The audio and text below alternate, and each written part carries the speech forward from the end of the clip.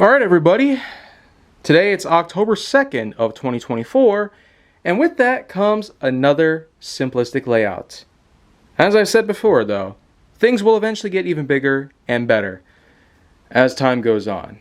But first though, I got another lineup of models that I humbly wish to, in fact, bring together for this season of HWH. Some you might have seen before, some you might not have at all. In fact, this right here is the Buzz Lightyear model that is simply referred to as Space Ranger Alpha Buzz. And this was basically accompanied from the 2022 set known as the Challenge Hyperloop, pretty much. You might remember from a few seasons back when I had that actual track itself.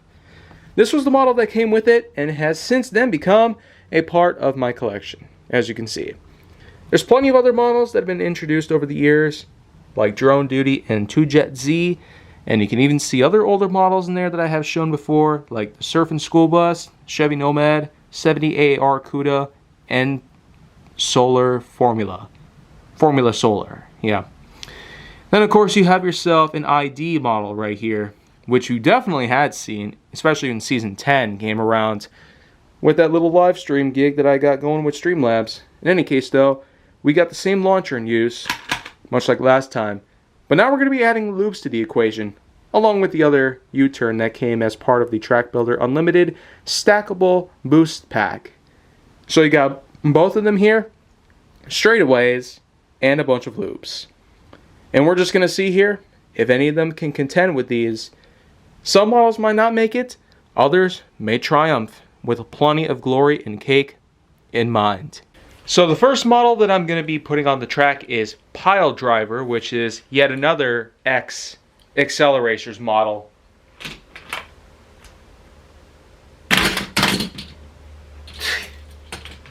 Well, not a great start.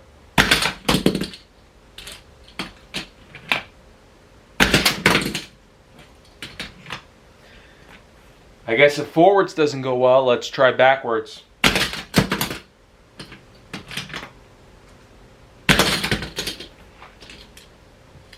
I guess this is just not its day. But that's alright because we do have more models to work with. So let's try La Fasta.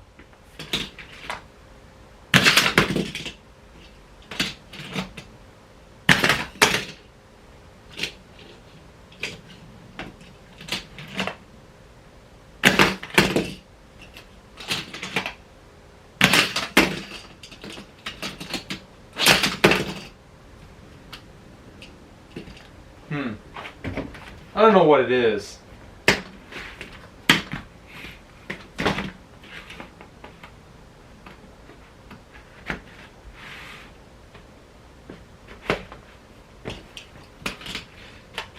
So I basically just reworked on the loop and ordinated it in a different way. Let's see if that fixes it. Well, it pretty much does. So you know what? We're going to give Pile Driver another shot at this.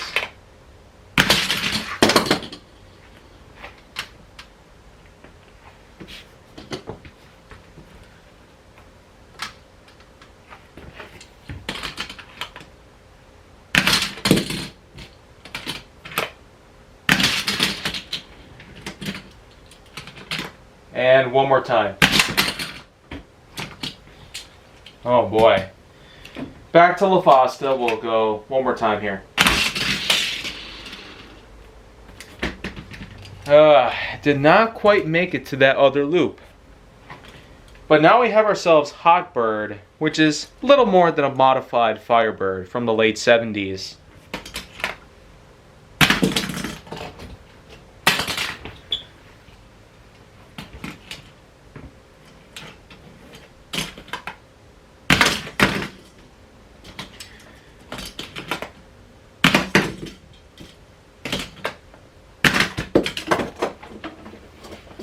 Man, I can't quite understand it. How are most of the models just not doing such a good job here? I guess albeit we'll work at this angle for now, just to be safe. Now we're going to try our hand at the Demon, which is another classic model that's been around with Mattel for some time.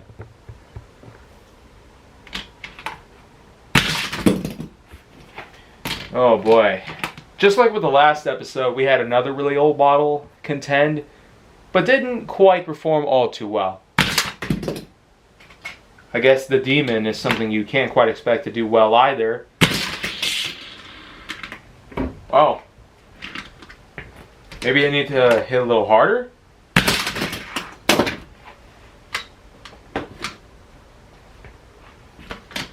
Alright. Last time. Oh man. Already we got 4 failures here. Not a good way to go here. Now we're going to try the Volvo 850 Estate, which I know it can do pretty good in some ways. But how about this one?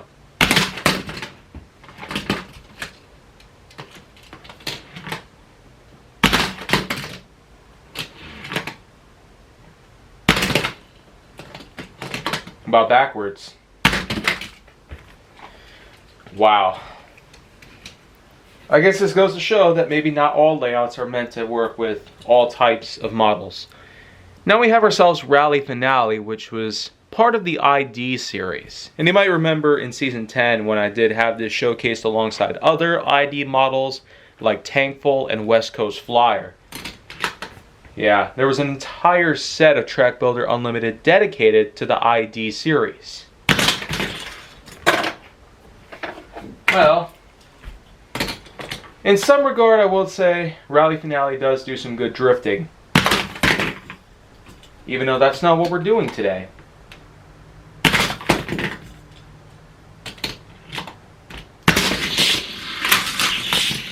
Oh, we finally got somebody to go through all the way.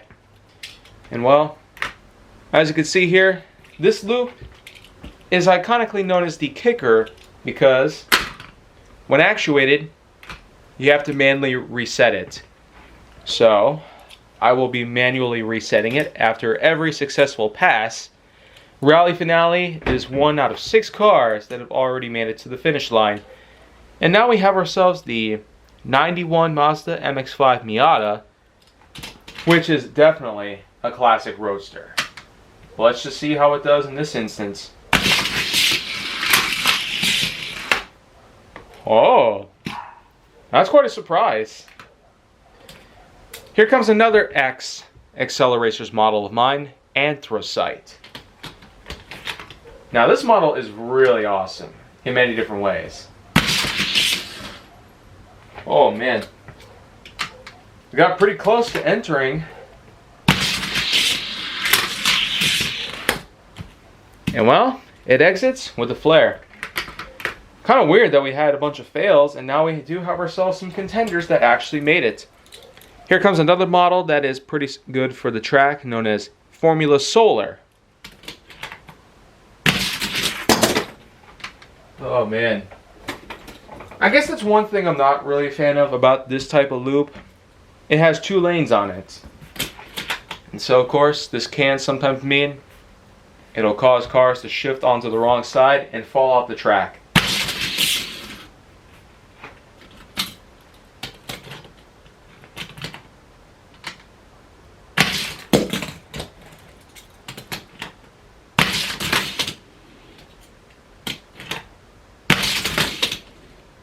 Oh man, I was fortunate that this could actually win. And I guess one more time. Because we do gotta move on after all. Oh. That kinda sucks. Here we got ourselves another classic model known as the Chevy Nomad. Original copyright date of 1969. Like many other models that I have in my collection from this exact era. Let's see how it does in this layout.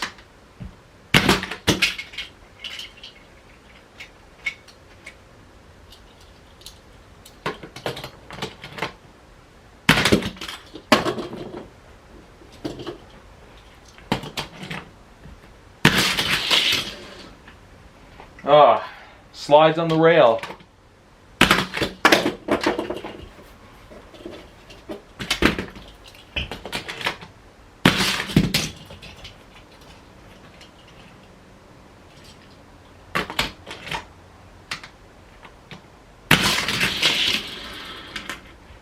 Oh, almost made it through. One more time. I guess it's just not Nomad's day. Here we got another good model of mine, another realistic, known as the 70 AAR CUDA, which of course does quite well on most tracks, including loops. So how can it go wrong on this one? Whoa. Has a metal body on it, so it is going to flobble around like that. Oh no! Oh, we are so going to have to try that again.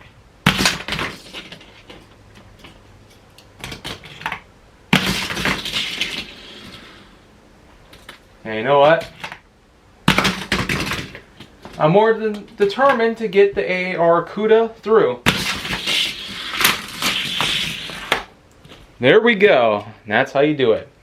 So 4 are successful and 7 others aren't, which is not so great. Now I have Surfin' School Bus, which is a good model, but not so good for tracks. You'll see why in just a second. Yeah, didn't even make it through the launcher. Well, almost went through the loop, but ended up flipping onto its side. Yeah, not much point in going further with this one. Now, here's a model that I actually am a bit curious on trying out. Even though we've seen this before, especially with Season 10, like I've said, Space Ranger Alpha Buzz came alongside the Hyperloop Challenge set. Let's just see how it does on an actual Hot Wheels track.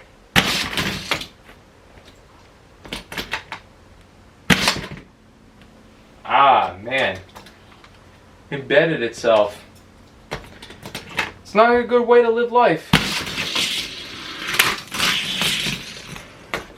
Alright. It actually did alright by my books. Now here we have another model with its own unique shroud, known as El Viento. Yeah, if you remember, HW Formula Solar does have itself an opening cockpit, like so. El Viento, though, does have one that not only actuates, but actually comes off, like so. So, you can see right there, that's what it looks like without its cloak. And has a nice aerodynamic flush to it when it's on. Oh, I never quite expected this model to be good. Still kind of a shame.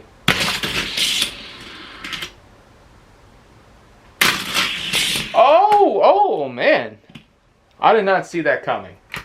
Well, I just tapped on the actuator and sent it through to the finish, so that's gonna count. Here we have ourselves another older model, a model that I'm sure none of you guys have seen before. Or maybe you have if you've watched through HWH. Bon Voyage, this one's called. Basically a sailboat on wheels. Not to be confused with those famous military ducks.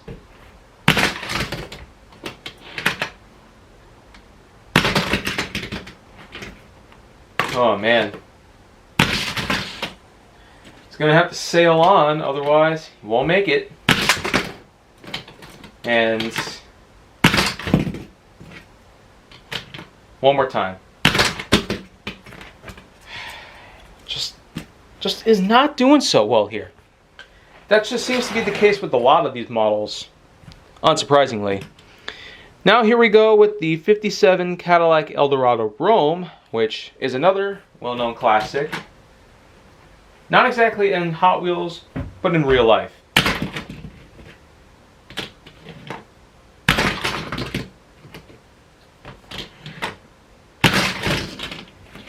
A lot of these models that I got, they just flip over, flobble about,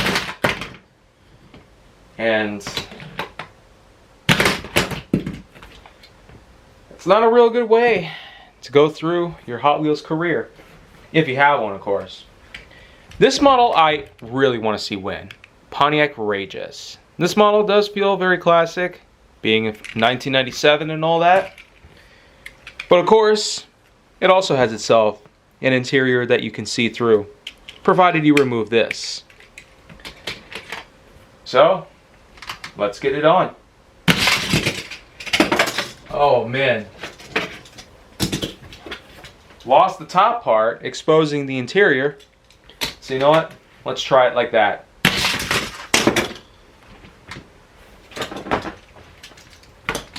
Well.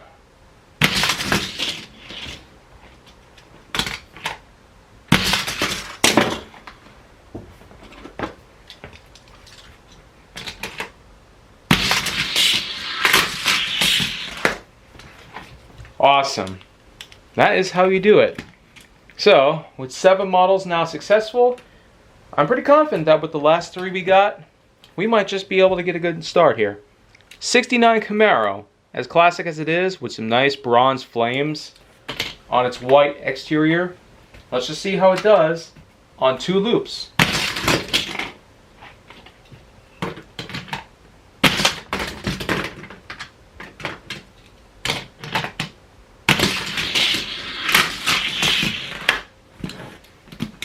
Nicely done.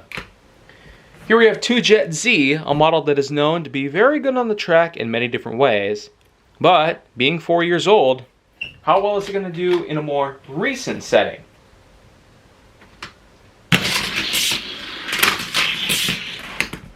Wow, obviously it's going to blitz through on its first try, just as it should be. And the last car I have here is Drone Duty. Wow. It wasn't entirely an eventful encounter the first time around. Let's just see how it does in this instance. Well, nicely done. And that pretty much wraps it up here. We definitely have ourselves some good contenders that have all managed to get through in one piece. I mean, just look at all these models. The 69 Camaro, El Viento, Alpha Buzz, Mazda Miata, 2Jet Z, Rally Finale. I mean, we got some models that we hadn't even seen get a good win before. I mean, especially with the likes of the Miata, Rally Finale, Alpha Buzz, and Drone Duty. Meanwhile, some of the others were a bit obvious. It's pretty sad, though, that most of these other models, like, I really would have wanted to see the Demon, Formula Solar, and maybe even Pile Driver, just at least put in some good effort and make it all the way through. But you know what? That's probably alright. What we got here is what matters. And that basically is almost equal between the winners and losers. Really goes to show that we do have ourselves a good amount of effort put in. And with that in mind, I'll see you guys later on with some more of this content. Maybe a 2-parter ought to suffice, since I will in fact have other big ideas to fill in the rest of the time for this whole season of HWH. Well, only time will tell, should that happen.